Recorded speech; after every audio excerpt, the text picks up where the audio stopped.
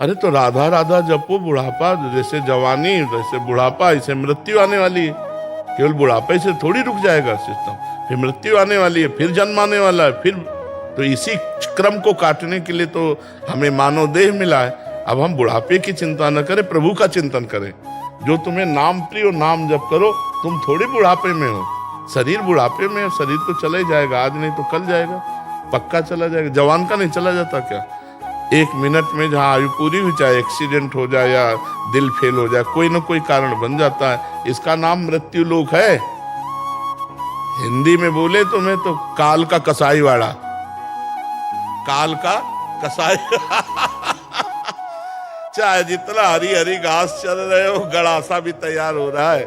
पक्की बात समझ लो, न यहाँ कोई मित्र है, न यहाँ कोई शत्रु है, न कोई अपना है, न पराया है। एक ही जगन नाटक वैभव परमात्मा नाटक कर रहा है। उसी को जान लो, उसी को स्वरूप में हो जाओ तो बस मुक्त है। नहीं तो एक भय, बुढ़ापे के बाद मृत्यु का भय, और मृत्यु के बाद फिर पुनरपि जननम पुनरपि मरणम पुनरपि जननी जठरे से। इसी चक्र को रोकने के लिए साधन धाम मोक्ष कर द्वारा पाई न जे परलोक संहारा, सो परत्र दुख पावई, सिर धुनि धुनि पछताए, काले कर्म ईश्वर मिथ्या दोष लगाए। कोई भय का विषय नहीं होता अगर भगवान से चित्त जुड़ जाए। केवल बातें बनाने थोड़ी होती, मैं स्थूल नहीं, मैं सूक्ष्म नहीं, मैं कारण नहीं, मैं ब्रह्म, केवल बातें वाला थोड़ी, उसका अनुभव किया जाता है। अब जैसे पूरे संसार में समय काट दिया, अब डर लग रहा है।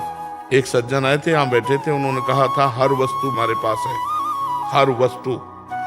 कोई बड़े अधिकारी थे, पदाधिकारी सब, पर मुझे एक डर लग रहा है कि सब छूटेगा, मैं मरूंगा, इसका क्या उपाय है? तो हमका अभी चांस है, राम राम कृष्ण कृष्ण हरि हरि, राधा राधा भज लो, प्रभु का सुमिरन कर लो। अपने पुत्र के बहाने नारायण बुलाया तो भगवान के पार्षद आ गए और निर्भय पद प्रदान किया। और तुम जानकर नारायण बोलोगे, हरि बोलोगे, कृष्ण बोलोगे, शिव बोलोगे, तुम्हारा कल्याण नहीं हो जाएगा। हमका भगवान से बिना जुड़े परम लाभ नहीं मिल सकता। तो इसलिए हमारी प्रार्थना है कि बुढ़ापे का चिंतन मत करो, ये तो जाएगा, नाशवान शरीर है, भगवान का नाम जप कर लो। यही कलिकाल मलायतन मन कर देख विचार, श्री रघुनाथ नाम बिना ही नान आधार। भगवान के नाम के बिना मंगल होने वाला नहीं, खूब नाम जप करो। हाँ, उनके अनंत नाम है, जो नाम तुम्हें प्रिय हो या गुरुदेव ने दिया हो वो खूब नाम जप करो। समझ रहे भैया? हाँ, डरो मत कि हमें शरीर को कष्ट भोगने पड़ेंगे। पता नहीं, अब बिना कष्ट भोगे चली जाओ, ऐसा भी तो हो सकता है कि राम राम जप रहे, कृष्ण कृष्ण जप रहे, दिल फेल हुआ, चले गए। 1 मिनट नहीं लगता कभी कभी, किसी को देखो ना ऐसे हुए वो चले गए। तो हमको आगे की बात सोच के डरना नहीं, हमें वर्तमान के सेकंड को नाम में लगाना है। एक भी क्षण हम भगवान का विस्मरण न करें तो निर्भय निश्चिंत निश्चोक हो जाओगे। पर भजन के बिना तो सब बेकार है। भजन के बिना तो हमें कुछ अच्छा नहीं लगता कि कोई भी निश्चिंत निशोक नहीं हो सकता। चिंता, शोक, भय, उद्विग्नता, विषाद, ये उसके जीवन में बने रहेंगे जब तक भजन नहीं करेगा। एक आई थी, यहाँ बैठी थी, वो कहती थी सब सुख है हमारे पास, बड़े, पर मैं खुश नहीं हूँ।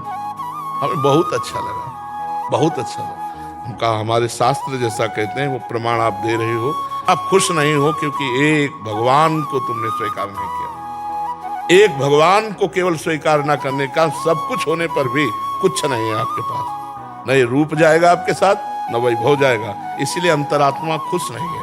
वो तभी खुश होगी जब भगवान को अपना मान लो, जो है हमारे उनको मान लो, उनका भजन करो। तब लग कुशल जीव को सपने हो मन विश्राम, जब लग भजतन राम को शोक धाम तज। तो यही तो दुखों को मिटाने के लिए हमारा मानव जीवन हुआ था।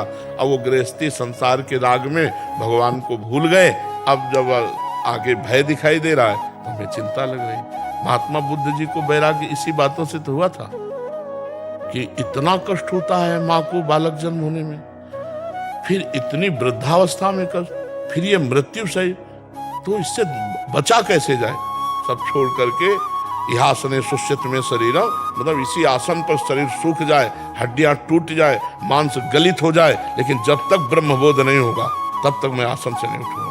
उसे बोध वृक्ष कहते, जहाँ महात्मा बुद्ध ने हट करके और भगवान का अनुभव किया, ब्रह्म का। यद्यपि वो ब्रह्म स्वरूप ही है, हमारे शास्त्रों में तो भगवान का अवतार कहा गया है, महात्मा बुद्ध जी को अवतार कहा गया। इसके बाद ही कल की अवतार की चर्चा आती है। इसलिए खूब नाम जप करो, भगवत चिंतन करो। ये मत डरो कि मरना है, शरीर छूटना है, बुढ़ापा है, कष्ट है। ये स्वप्न है। जो सपने सिर काटे कोई, बिन जागे दुख दूर न होई। भजन करके जग जाओ विवेक के द्वारा, ज्ञान के द्वारा, कुछ नहीं है। जैसे पुरानी पोशाक उतारने में कोई तकलीफ नहीं होती, जिसके पास नई पोशाक की व्यवस्था होती है। तो यदि हम भगवान की प्राप्ति की योग्यता प्राप्त कर लिए तो फिर इस शरीर से कोई संबंध नहीं रह जाता। जैसे सांप को अपनी पुरानी केचुल पर कोई प्रियता नहीं होती, ऐसे भगवत प्राप्त महात्मा, चाहे स्त्री हो चाहे पुरुष, उसको शरीर प्रियता नहीं होती। शरीर के दुख सुख आते हैं, अब जैसे पिटाई हो या कष्ट हो, ऐसे होगा, पर उसको इस बात की व्यथा नहीं होगी। इसका भोग रहा है, हमें डरना नहीं है। भगवान का अगर आश्रय लियो तो कोई न कोई रूप रख के, अगर कोई बुढ़ापे में तुम्हारे पास नहीं तो भगवान आ जाएंगे।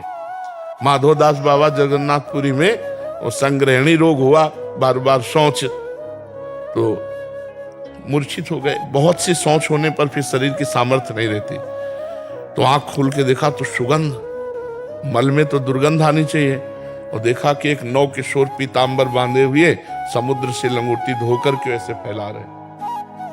तो पीठ दिखाई दी, तो उनका लाला कौन हो आप? तो जो मुड़े, प्रभु। तो कहा प्रभु आप, और वो भी मल भरी लंगोटी धो रहे। तो उनका बाबा तुम्हारा और कोई है क्या? बोले प्रभु आपके सिवा। तो बोले जिनका कोई नहीं होता उनकी हम ही स्वयं सेवा। भगवान के अनंत पार्षद हैं, लेकिन स्वयं भगवान अपने भक्तों की सेवा की। विचार करो, जहां अर्जुन की पादुकाएं हैं वहां भगवान बैठे।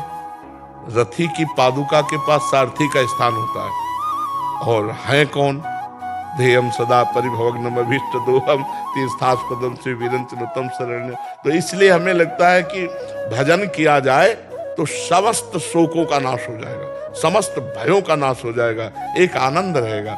अब मृत्यु से डर लगता है इसलिए क्योंकि हमने यहाँ जो जो प्रियता फैला रखी, मृत्यु सबका हरण कर लेगी, कुछ प्रियता नहीं रहने देगी। और अगर हमने सबकी प्रियता, सबकी ममता ताग बटोरी और मम पद मन बांध बड़ डोरी पहले ही कर लिया है, तो हमारी अटैची तैयार, चलने में कोई परेशानी नहीं। और जाना कहाँ ये भी हमें पता है, अपने प्रभु के पास जाना है, क्योंकि जीवन प्रभु को अर्पित किए तो प्रभु।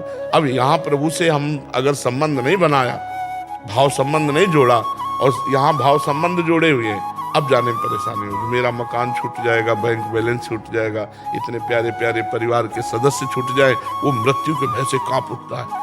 और जिसने अपना प्यार प्रभु को समर्पित किया है, तो भाई यहाँ काम के लिए भेजे गए थे सरकारी आदमी, हम तो सरकारी आदमी, हम तो श्री भगवान के भेजे गए थे, अपना काम किया, चल दिया, कोई भय नहीं रहता। जैसे ऐसा कोई भय थोड़ी है कि मृत्यु हो जाएगी, किडनी फेल है, अब बड़ा कुछ नहीं। इसका तो जब चर्चा में लाते हैं तो चिंतन होता नहीं, इसका चिंतन भी नहीं होता। पीड़ा हो रही, एक अभ्यास बन गया, पीड़ा का एक अभ्यास बन गया है। पीड़ा बहुत कृपा से मिलती है, पीड़ा से डर लगता होगा, और हम बलिहारी मानते हैं जो भगवान ने हमको पीड़ा दी, क्योंकि ये पीड़ा हर समय भगवान की याद में रखती है, प्रमाद नहीं होने देती, भोगों की तरफ आकर्षण नहीं होने देता। ये मरना है, किडनी फेल है, राधा राधा राधा राधा, हर समय प्रभु में जैसे एक गार्ड खड़ा हो ना, सावधान, तो हमको ये सावधान जाना है। कौन सा मिनट आखिरी हो, तो हमें लगता है कि अगर हमारे सामने विपत्तियां दुख हैं तो भगवान की प्राप्ति सहज है, और संपत्तियां और सुख है तो थोड़ा कठिन है।